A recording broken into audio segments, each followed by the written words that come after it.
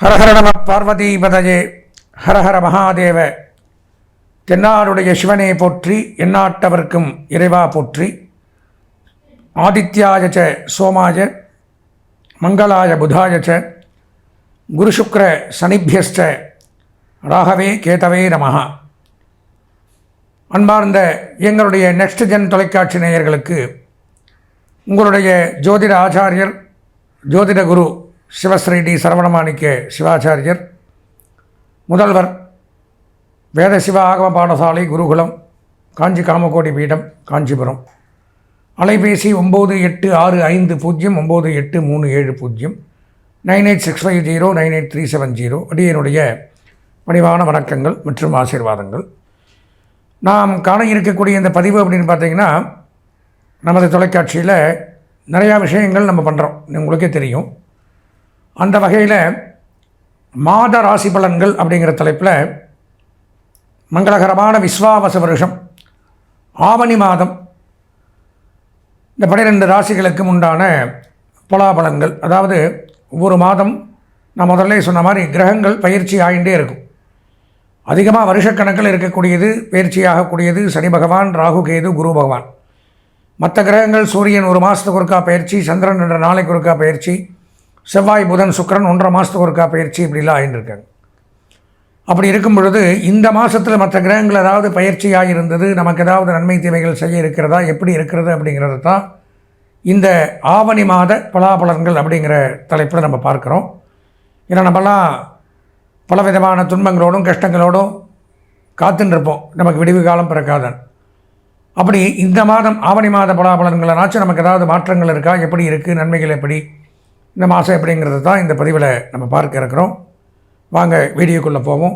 12 ராசிகளுக்கு உண்டான பலாபலன்களை விரிவாக காண்போம். அன்பார்ந்த எங்களுடைய மூலம், பூராடம், உத்திராடம் ஆகிய நட்சத்திரத்தில் பிறந்த தனுசு ராசி நேயர்களுக்கு ஆவணி மாத பலாபலன்கள் அப்படிங்கிறது தான் பார்க்குறோம். 2025ஆம் ஆண்டு மங்களகரமான விஸ்வாவச வருஷம் இந்த ஆவணி மாதத்தில் தனுசு ராசிக்கு எப்படி நன்மை தீமைகள்லாம் இருக்குது அப்படிங்கிறத பார்க்குறோம். பொதுவாக தனுசு ராசி அப்படின்னு எடுத்துனோம்னா, கடந்த ஒரு வருஷமாகவே பார்த்திங்கன்னா பலவிதமான துன்பங்கள், கஷ்டங்கள், வேதனைகள், அலைச்சல், பண முடக்கம், தொழிலில் ஒரு மனக்கசப்பு, உத்தியோகத்தில் அபரிமிதமான கஷ்டங்கள், செய்ய முடியாத அளவு வேலை பலு, சில கஷ்டங்களை சொல்ல முடியாது, வீட்லேயும் சொல்ல முடியாது, வெளியிலையும் சொல்ல முடியாது, நீங்களே மனசுக்குள்ளே போட்டுண்டு தாங்கிண்டு புழுங்கிண்டு இப்படிலாம் இருந்துட்டு இருந்த தங்களுக்கு இப்போ இந்த மாதம் நான் சொல்கிற மாதிரி 4 கிரகங்களை தவிர மற்ற 5 கிரகங்கள் மாதத்துக்கு பயிற்சியாகும்.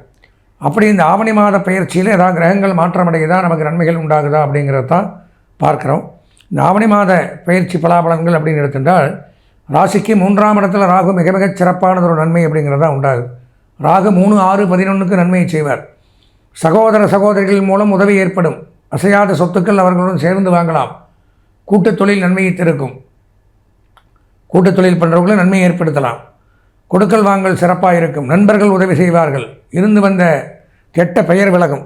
நமக்கு ஒரு கெட்ட பெயர் இருந்ததோ, பிளேம்ஸ் இருந்தது, இந்த மாதிரிலாம் இருந்ததுன்னா அது வந்து விலகி வந்துச்சு. அவெல்லாம் அப்படி இல்லை, நல்லா இருக்கான், அவர் இல்லை, தெரியாமல் பேசிட்டோம், இப்படியெல்லாம் வந்து நம்ம மேலே இருந்து வந்த இந்த அபவாதங்கள் அப்படின்னு சொல்லுவாங்க, அதெல்லாம் விலகக்கூடிய அமைப்பு அப்படிங்கிறது ஏற்படும். தாயார் வழி சொத்துக்கள் இருந்தால் அதெல்லாம் கிடைக்கும். சில பேருக்கு திடீர் வெளிநாடு யோகங்கள், வெளிநாட்டு பயணங்கள், இதெல்லாம் ஏற்படக்கூடிய அமைப்பு அப்படிங்கிறது உண்டாகும். ஏற்றுமதி இறக்குமதி தொழில் சிறந்து விளங்கும். அந்நிய செலாவணி, பங்கு வர்த்தகம், ஷேர் மார்க்கெட்டிங், இந்த மாதிரி தொழிலில் சாதிக்கலாம். அதே மாதிரி பார்த்திங்கன்னா ரெவென்யூ டிபார்ட்மெண்ட், பத்திரப்பதிவு, உயர்கல்வித்துறை, வருமான வரித்துறை, வருவாய்த்துறை, கலெக்டரேட், மாவட்ட ஆட்சியரகம், இங்கெல்லாம் அட்மினிஸ்ட்ரேட்டிவ் டிபார்ட்மெண்ட், இதில் எல்லாம் பணியாற்றக்கூடியவங்களுக்கெல்லாம் நன்மைகள் சற்று கூடுதலாக உண்டாகுது தனுசு ராசியாக இருந்தால். 4ஆம் இடத்துல சனி, அது நன்மையை தராது. அர்த்தாஷ்டம சனின்னு பேர். அர்த்தாஷ்டம சனி அப்படிங்கும் பொழுது இடமாற்றம் ஏற்படும்.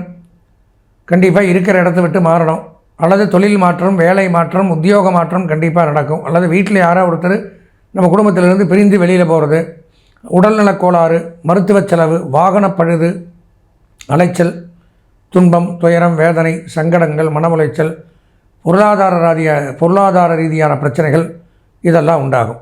ஜாக்கிரதையாக இருக்கணும். பேச்சுவார்த்தையில் கவனம் தேவை. பொதுவாக பேச்சுவார்த்தையில் ஏதாவது தவறாக பேசிட்டோம்னா எல்லாமே வாழ்க்கையை பறி போயிடும். அந்த மாதிரி ஒரு அமைப்பு அப்படிங்கிறது உண்டாகும். ஜாக்கிரதையாக இருக்கணும். 5, 6 ஒன்றுமில்லை, 7ஆம் இடத்துல குரு சஞ்சரிக்கிறார், மிகச்சிறப்பு. ராசிநாதன் 7ல்.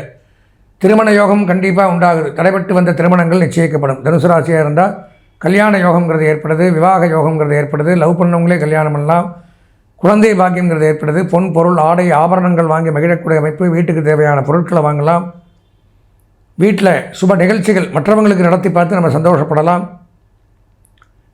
எலக்ட்ரானிக் பொருட்கள் வாங்கலாம், அழகு சாதன பொருட்கள், அழகு நிலையங்கள், உடற்பயிற்சி கூடங்கள், விளையாட்டு மைதானங்கள், முடி திருத்தங்கள், இந்த மாதிரிலாம் வைத்திருக்கக்கூடியவர்களுக்கு லாபங்கள் ஏற்படக்கூடிய ஒரு மாதம் அப்படின்னு வச்சுக்கலாம். வீடு மனை யோகம் அப்படிங்கிறது உண்டு, கல்யாண யோகங்கிறது உண்டு. 8ஆம் இடத்துல புதன் சுக்கிரன் மிகச்சிறப்பு. கணவன் மனைவிக்குள்ள அந்யோன்யங்கள் ஏற்படும், கருத்து வேறுபாடுகள் இருந்தால் பிரியும், தம்பதிகள் ஒன்று சேருவார்கள்.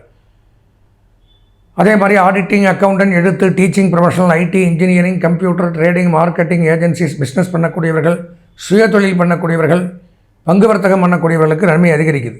சுக்கிரன் அதிலே இருக்கிறதுனால மிகச்சிறப்பு. எதிர்பார்த்த காரியங்கள் நன்மையை தரும். வங்கி, நிதி நிறுவனங்கள், ஃபினான்ஸ் டிபார்ட்மெண்ட், கொடுக்கல் வாங்கல், இதில் பணியாற்றக்கூடியவர்கள் அப்படிங்கிறவர்களுக்கு நன்மை. 9ஆம் இடத்துல கேது மிகச்சிறப்பு. ராசிநாதன் சூரியனோட கேது. அதாவது இந்த ஆவணி மாதத்துக்கு ராசிநாதன் சூரியன், அவர் வீட்டிலேயே ஒரு ஆட்சி பலம் பெற்று விளங்குறார். இப்போ அங்கே சூரியனோட கேது இருக்கிறதுனால ஒரு பணியாற்றக்கூடிய இடத்துல உங்களுக்கு ஒரு தலைமை பொறுப்பு, நிர்வாகத் திறமை, ஹெட் ஆஃப் தி டிபார்ட்மெண்ட், உங்களுக்கு கீழே பல பேர் கீழ்ப்படிஞ்சு நடைகிற மாதிரி ஒரு உத்தியோகம், புதிய பொறுப்பு, உங்களுக்குன்னு ஒரு சேர் தனியாக காத்துருக்கும், அதில் உட்கார வைப்பாங்க. அரசாங்கத்தில் பணியாற்றக்கூடியவர்களுக்கு நன்மைகள் அதிகரிக்கும், அரசியல்வாதிகளுக்கும் நன்மைகள் சற்று கூடுதலாக உண்டாகுது. அரசு பணிக்காக காத்துருக்கிறவங்களுக்கும் நன்மைகள், உடனடியாக வேலைவாய்ப்பு கிடைக்கும். தகப்பனார் வழி சொத்துக்கள் இருந்து வந்த விவகாரங்கள் விலகும். கோர்ட் கேஸ், நீதிமன்றம், அந்த ரீதியான பிரச்சனைகள் விலகும். இதில் பணியாற்றக்கூடியவர்கள் சட்டத்துறை, காவல்துறை, இராணுவம், சினிமா, பத்திரிகை, ப்ரெஸ் மீடியா, கேளிக்கை, விளையாட்டுத் துறையில் இருக்கிறவங்களும் சாதிக்கலாம். 10ஆம் இடத்துல செவ்வாய், பூமி மனை வீடு லாபம், கால்நடைத்துறை, கால்நடை பராமரிப்புத்துறை, கால்நடை வளர்க்கக்கூடியவர்கள், இவங்களுக்கு நன்மை அதிகரிக்கும். ரியல் எஸ்டேட் பண்ணுறவங்க, புரோக்கேஜ் பண்ணக்கூடியவர்களுக்கும் நன்மை. பொதுவாக தனுசு ராசி அப்படின்னு எடுத்திருந்தால் இந்த மாத பலாபலன்கள் ஒரு 90% நன்மைகள் அப்படிங்கிறத எடுத்துக்கலாம். அதில் கல்வி பயிலக்கூடிய மாணவர்களுக்கு 100% நன்மைகள், கலைத்துறை, அரசியல்வாதிகள், பெண்களுக்கு 95% நன்மைகள், சுயதொழில், உத்தியோகம், வியாபாரம், விவசாயம் செய்யக்கூடியவர்களுக்கும் 90% நன்மைகள் அப்படிங்கிறது ஏற்படுது. இந்த மாதம் அதிர்ஷ்டமான வண்ணம் மஞ்சள், அனுகூலமான திசை வடக்கு, அதிர்ஷ்டமான எண் 9, வணங்க வேண்டிய தெய்வம் தட்சிணாமூர்த்தி, குரு பகவானை வணங்கி இந்த மாதத்தை இனிமையான மாதமாக மாற்றிக்கொள்ள ஆசீர்வதித்து விடைபெறுகிறேன். நன்றி, வணக்கம்.